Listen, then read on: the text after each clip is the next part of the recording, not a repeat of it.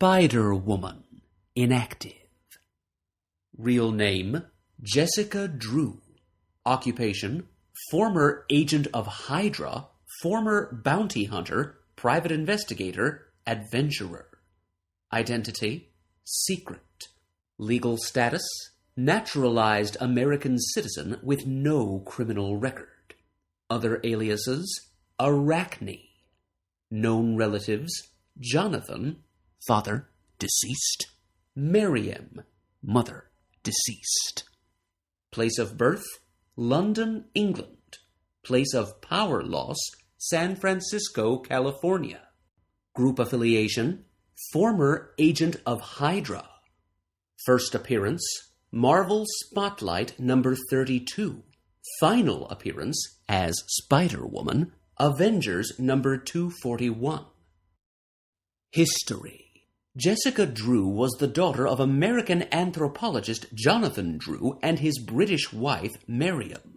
When Jessica was still under 2 years of age, her parents moved to the small Balkan nation of Transia. Her father and his colleague, geneticist Herbert Edgar Wyndham, had purchased a parcel of land on Wundagore Mountain within the Transian borders and intended to build a small scientific research center there. After discovering uranium on the property, the two scientists became wealthy and poured their riches into the building of a citadel of science. Coinciding with the completion of the Wundagore Citadel 5 years later, Jessica Drew became deathly ill due to her exposure to the radioactive uranium. To save her life, her father injected Jessica with an experimental serum composed of irradiated spider's blood, since his experiments showed that spiders possessed greater immunity to radiation than did human beings. Jessica did not immediately respond to treatment, however, and Wyndham placed her in a genetic accelerator of his own design for further treatment. When Miriam Drew mysteriously died several days later, Jonathan became so despondent that he left Wundagore for his previous home in England. Drew returned to Wundagore years later, possessed by the ghost of the 6th century magician Magnus, who had sensed Drew's troubled thoughts about Wundagore and recognized the place as the site where he had helped entrap the demon Thon centuries before. Jessica Drew remained in partial cryogenic suspension for decades, aging at about 1/7 the normal rate, and was educated by learning tapes. When released from the tube after Wyndham determined that her radiation poisoning had been cured, she was physically 14 years old.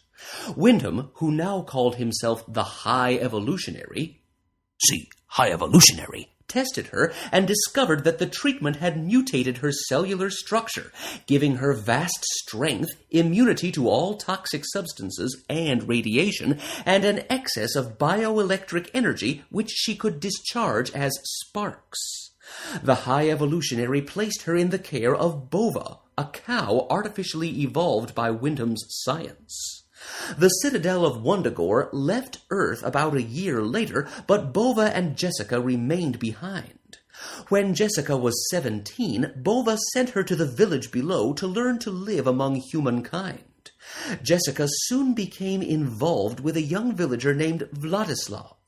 When startled by his father while in the midst of a passionate embrace, Jessica accidentally discharged her bioelectricity, apparently killing her lover. Fleeing from an angry mob, Jessica was rescued by Count Otto Vermis, then head of the European splinter group of the subversive organization Hydra. Hydra. Recognizing the young woman's unique abilities, Vermis put her through rigorous espionage and martial training to become a special agent of Hydra. To ensure her loyalty, Vermis had her subjected to special brainwashing techniques to make her believe she was actually a highly evolved spider rather than a real woman, and assigned an agent named Jared to engage her in an amorous relationship. Given a special costume with glider wings and codenamed Arachne, Jessica was sent on her first mission to assassinate S.H.I.E.L.D. director Nick Fury. Upon learning Hydra was evil, Jessica betrayed the organization and fled. Now called the Spider-Woman, Jessica encountered Modred the Mystic in London. See, Modred the Mystic. And the magician banished the effects of Hydra's brainwashing. With the realization that she was human, Jessica became obsessed with finding her parents. On the trail of her father, she met Magnus, the magician's ghost who had possessed her father's body briefly decades before and who now occupied the body of an eccentric tailor. Magnus felt he owed Jonathan Drew a small debt for the loan of his body and wished to pay him back by helping Drew's daughter. Magnus and the Spider-Woman journeyed to Los Angeles and eventually learned that Jonathan Drew had been slain months earlier by a subversive organization he had gotten involved with, Pyrotechnics, Inc. After capturing her father's killers, Jessica Drew decided to settle down in Los Angeles. There, she confronted a number of bizarre foes, chief among whom was the 6th century sorceress Morgan Le Fay. See, Morgan Le Fay. Concerned that he was getting too emotionally involved with Jessica, Magnus abruptly left her to return the body he had borrowed back in London. Jessica Drew floundered for a time, trying to decide what to do with her life and her special abilities. She could not bear to give up the sense of freedom that being Spider-Woman provided her, and she tried to keep the knowledge of Spider-Woman's existence from becoming widespread. Finally, in association with criminologist Scott McDowell, she became publicly known as a bounty hunter.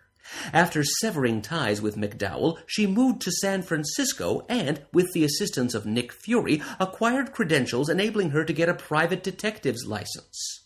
Although she sought clients as Jessica Drew, she invariably became Spider-Woman in the course of each assignment.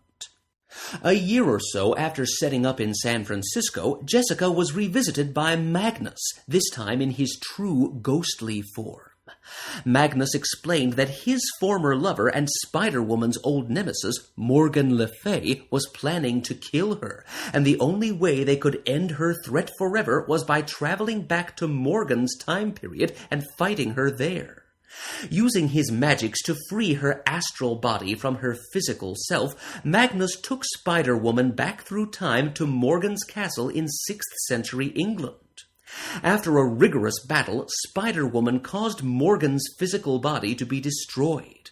Morgan, like her pupil Magnus before her, mystically preserved her astral body and used her magic to travel to Jessica's time era before Jessica could return. With a powerful spell, Morgan placed a mystic barrier around Jessica's physical self, barring her astral self entry. Magnus had insufficient power to breach the barrier and could only console his young friend, now trapped in astral form.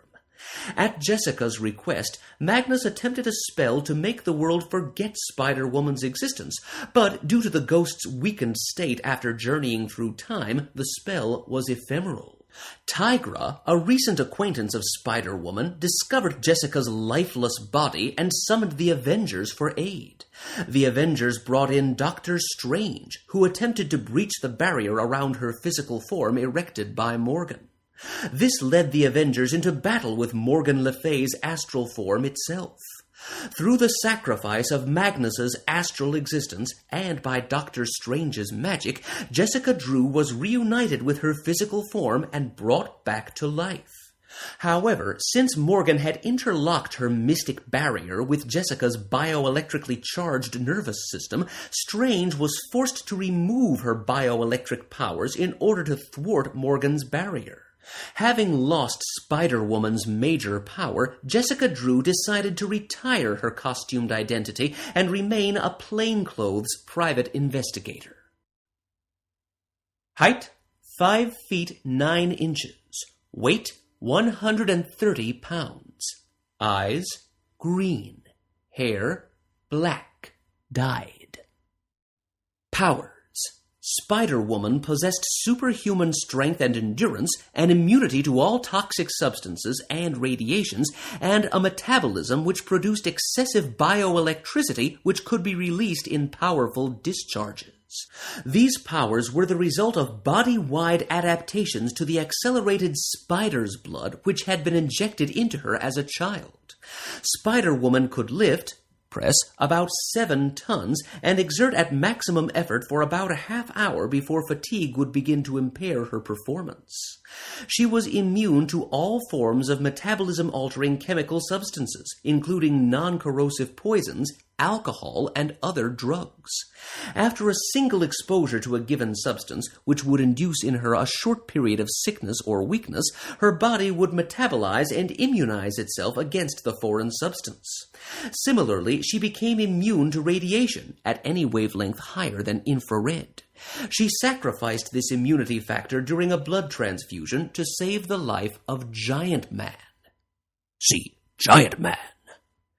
Spider-Woman's body constantly generated bioelectricity, which usually discharged itself from her skin in negligible amounts. She could, however, tap her body's total store of energy to emit a directed bioelectric beam that she called her Venom Blast. This visible blast of electricity carried, at maximum strength, about 1/10 the charge of a lightning bolt of an equivalent length. After every discharge, she would have to wait a period of time, dependent upon the quantity and power of the venom blasts she had used, before having sufficient strength to discharge another. The maximum distance at which she ever could direct a bioelectric charge is about 25 feet. At close range, she could release sufficient energy to kill an average-sized man or woman.